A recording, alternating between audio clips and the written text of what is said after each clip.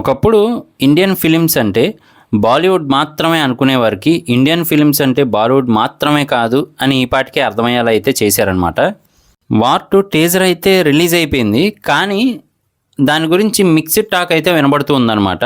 So మరి అదేంటి అనేది తెలుసుకునే ముందు కొత్తగా మన ఛానల్ చూస్తే ప్లీజ్ సబ్స్క్రైబ్ చేసుకోండి, వీడియోని లైక్ చేసుకోండి. ఇక వీడియోలోకి వెళ్ళిపోతే కనుక వార్ 2 టీజర్లో మన జూనియర్ ఎన్టీఆర్ గారి యాక్షన్ సీక్వెన్సెస్ అయితే నెక్స్ట్ లెవెల్లో ఉన్నాయి, కానీ బాలీవుడ్ మాస్టర్ ప్లాన్ మామూలుగా లేదు.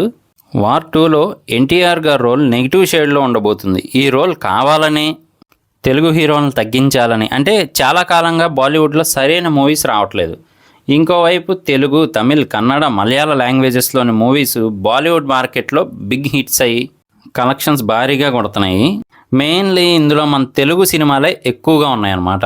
అందుకని టాలీవుడ్ హీరోని విలన్గా పెట్టారని కొందరు, లేదు ఎన్టీఆర్ ఫస్ట్ నెగిటివ్ షేడ్లో ఉన్న తర్వాత మళ్ళీ హృతిక్ గారితో కలిసిపోతారు అని ఇంకొందరు. ఆల్రెడీ యశ్రాజ్ ఫిలిమ్స్ స్పై యూనివర్స్లో సల్మాన్ ఖాన్ గారు, షారుఖ్ ఖాన్ గారు ఉన్నారు, తెలిసిందే కదా. పఠాన్తో ఒకరు, అలాగే టైగర్ 3తో ఇంకొకరు అయితే ఇందులోకే వస్తారని చెప్పి క్లియర్ కట్గా మనకి ఆల్రెడీ చెప్పున్నారు. వాళ్ళందరూ ఇందులో కలుస్తారు. మళ్ళీ వాళ్ళందరిని ఎదుర్కోవడానికి పవర్ఫుల్గా అయితే ఉండాలి ఆపోజిట్ క్యారెక్టర్. సో అందువల్ల ఎన్టీఆర్ గారిని తీసుకోవడం జరిగింది అని ఇంకొందరు అయితే మాత్రం టాక్ అటు ఇటు నడుస్తుంది.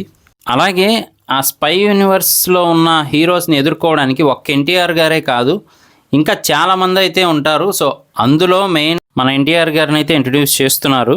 అలాగే ఈ స్పై యూనివర్స్లో మన హృతిక్ రోషన్ గారు, అలాగే సల్మాన్ ఖాన్ గారు, షారుఖ్ ఖాన్ గారితో పాటు ఇంకా కొత్త బాలీవుడ్ హీరో ఎవరైనా యాడ్ అవుతారా, లేదు అంటే ఆల్రెడీ మార్కెట్ పరంగా చూస్తే కనుక సౌత్ ఇండియన్ మూవీస్ అదరగొడుతూ ఉన్నాయి కాబట్టి ఇటు నుంచి ఎవరైనా హీరోని తీసుకెళ్ళి అందులో యాడ్ చేసుకుంటారా అనేది మాత్రం మనం వెయిట్ చేసి చూడాల్సిందే.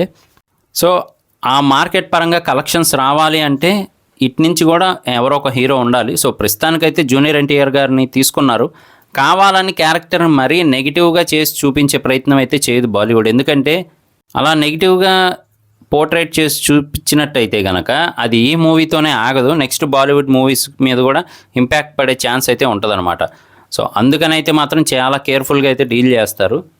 ఎందుకంటే వార్ 2 ఓన్లీ హిందీలోనే రిలీజ్ అవ్వదు కదా, తెలుగుతో పాటు మిగతా లాంగ్వేజెస్లో కూడా రిలీజ్ అవుతూ ఉంది. సో అంత తొందరగా అయితే అదర్ యాక్టర్స్ని బ్యాట్ చేయాలనుకోదు, అండ్ మార్కెట్ పరంగా కూడా ఇది ప్లస్ పాయింట్ అవుతుంది.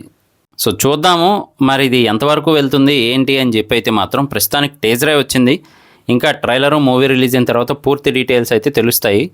సో ఓవరాల్గా అయితే మాత్రం ఎప్పుడు బాలీవుడే అటువైపు అంతా శాసిస్తూ ఉండే దాంట్లోకి వేరే యాక్టర్ అడుగైతే పడిందనమాట. అది కూడా ఫుల్ లెంత్ క్యారెక్టర్గా, అంటే గెస్ట్ రోల్స్ అయితే చాలామంది చేసున్నారు, కానీ ఫుల్ రోల్ అయితే మాత్రం మన జూనియర్ ఎన్టీఆర్ గారు అందులోనూ ఫుల్ లెంత్ యాక్షన్ మూవీలో నటిస్తూ ఉన్నారనమాట. సో ఇది ఒక మంచి మూవ్ అని చెప్పచ్చు. మరి దీని మీద మీరేమనుకుంటున్నారు అనేది కింద కామెంట్ చేయడం మర్చిపోకండి. అలాగే లేటెస్ట్ అప్డేట్స్ ఎప్పటికప్పుడు మన ఛానల్లో వస్తూ ఉంటాయి, మిస్ అవ్వకుండా ఉండాలంటే ఫ్రీగా సబ్స్క్రైబ్ చేసుకోండి. అలాగే వీడియోని లైక్ చేసి సపోర్ట్ చేయండి.